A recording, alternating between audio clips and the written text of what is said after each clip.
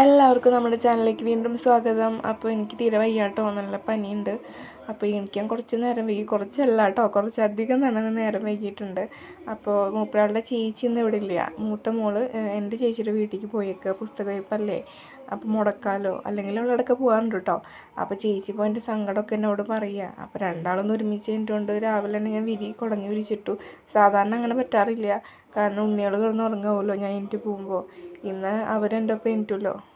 അപ്പോൾ ഞാൻ വിരിക്കണ നേരത്തെ ഒരാൾ കാണിക്കുന്ന അംഗം കണ്ടോ, അവിടെ പോയി ഇരുന്നിട്ട് അതിങ്ങനെ വലിച്ചിടാൻ നോക്കുക കേട്ടോ. ഞാൻ സഹായിക്കാം അമ്മ എന്നൊക്കെ പറഞ്ഞ് എൻ്റെ അടുത്തേക്ക് വന്നു. നോക്കി 8 കാലമായിട്ടോ. അപ്പോൾ അമ്മയ്ക്ക് പല്ല് തേക്കണം, പൽപ്പൊടി എടുത്തായോ എന്ന് പറഞ്ഞിട്ട് പൽപ്പൊടിയൊക്കെ എടുത്തപ്പോൾ അവൾ വിചാരിച്ച അത്ര എടുക്കാൻ ഞാൻ സമ്മതിച്ചില്ല. കുറച്ച് മതി എന്ന് പറഞ്ഞു. കുറച്ചൊന്നല്ല, അത്യാവശ്യം എടുത്തിട്ടുണ്ട്. പക്ഷേ ആൾക്ക് അങ്ങനെയൊന്നും പാടില്ല. അപ്പോൾ അത് ദേഷ്യം വന്ന് വലിച്ചെറിഞ്ഞു. അപ്പോൾ ഞാൻ അടി കിട്ടുമെന്ന് പറഞ്ഞപ്പോൾ ആ ദേഷ്യത്തിന് പോയിട്ട് അമ്മീൻ്റെ ചുറ്റുള്ള അതിവിടെ പോയി പല്ലുകൊണ്ട് കടിക്കുക. അപ്പോൾ ഞാൻ പറഞ്ഞു പല്ലൊക്കെ പൊട്ടിപ്പോകുമെന്ന് പറഞ്ഞപ്പോൾ ആൾക്ക് സങ്കടമായി കേട്ടോ. അപ്പോൾ നിൽക്കുന്നത് കണ്ടില്ലേ. അത് കഴിഞ്ഞത് ആ പല്ലൊക്കെ നല്ല ഇതിൽ നിന്ന് തേക്കുന്നുണ്ട്. ഇനി അമ്മാമ്മ പല്ല് തേച്ച് കഴിഞ്ഞപ്പോൾ വെളിച്ചെണ്ണയൊക്കെ പറ്റി തന്നു. എന്നിട്ട് ഞാൻ കുളിപ്പിച്ച് കൊടുത്തിട്ട് ഇതാ ഡ്രസ്സ് ഇടാൻ വേണ്ടി പോവാം കേട്ടോ. ഡ്രസ്സൊക്കെ ഇട്ട് വരുമ്പോൾ ഇത് തന്നെ പറയണേ, ചേച്ചീനെ കൊണ്ടുപോയോ എന്ന് പറയുക. അപ്പോൾ ഞാൻ തിരുമ്പാന്ന് വെച്ച് പോയപ്പോൾ അമ്മ പറഞ്ഞു, മോളെ ഉണ്ണിക്ക് വല്ലതും കൊടുക്ക്, ഇല്ലെങ്കിൽ അവൾക്ക് വിശക്കുമല്ലോ.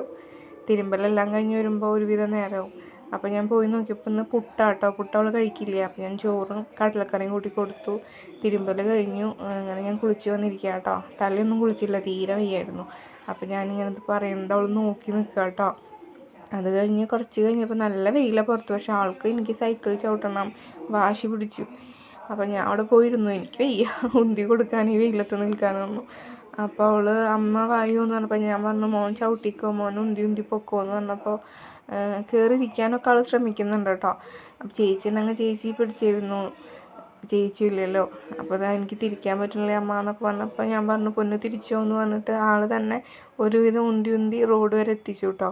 എന്നെ വിളിച്ചപ്പോൾ വരാത്തതുകൊണ്ട് പരിഭവങ്ങളും പരാതിയും പറയാം. അമ്മ പൊട്ടിയാ, ഞാൻ പോവുക എന്നൊക്കെ പറയാം കേട്ടോ. ഞാൻ പറഞ്ഞ ആയത്തിൽ ഉന്തിയാൽ മതി പൊന്നാന്നൊക്കെ പറഞ്ഞിട്ട് ആൾ ഉന്തി പോകുന്നുണ്ട്. ഇങ്ങനെയൊക്കെ തന്നെയല്ലേ പഠിക്കുക.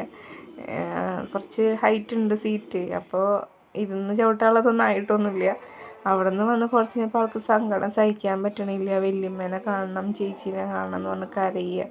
അത് കഴിഞ്ഞ് ഒക്കെ ഒതുക്കി ചോറൊക്കെ കൊടുത്ത് നിൽക്കുമ്പോഴേക്കും വല്യമ്മ വന്നു. അവർ ഗുരുവായൂർ പോയി കഴിഞ്ഞ് വല്യമ്മ വന്നിട്ട് അവൾ പോകാൻ നിൽക്കുക കേട്ടോ. സത്യം പറഞ്ഞാൽ അവൾ പോകാമെന്ന് പറഞ്ഞാൽ എനിക്ക് വിഷമം. രണ്ടാളും എടുത്തില്ലെങ്കിൽ എനിക്ക് വിഷമം. പക്ഷെ അതൊന്നും പറഞ്ഞിട്ട് അവരോട് കാര്യമില്ലല്ലോ. അപ്പം ഇന്ന് ഇത്രേ ഉള്ളൂ.